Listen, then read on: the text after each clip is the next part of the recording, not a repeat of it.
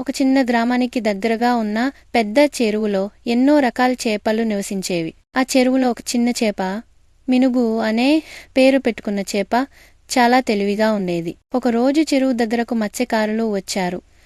వారు వలలు వేసి చేపలను పట్టే యత్నం చేశారు. చేపలన్నీ భయంతో తొంగి చూశాయి. కొన్ని చెరువులో లోతుగా దాగిపోయాయి. కాని చాలా చేపలు ఏం చేయాలో తెలియక కలవరపడ్డాయి. మినుగు వెంటనే ఒక పథకం వేశారు.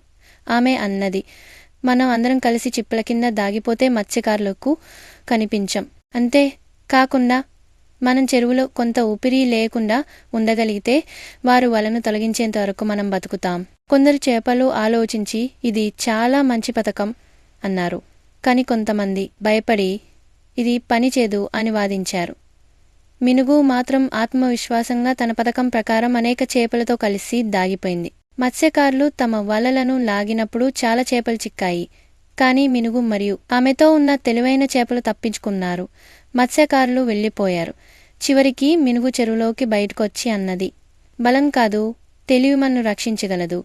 కష్టకాలంలో కూడా మనసు ప్రశాంతంగా ఉంచుకొని ఆలోచిస్తే మనం ఏ ప్రమాదాన్నైనా దాటవచ్చు.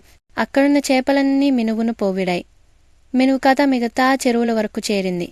అప్పటినుంచి మినుగు తెలివైన చేపగా పేరుగాంచింది.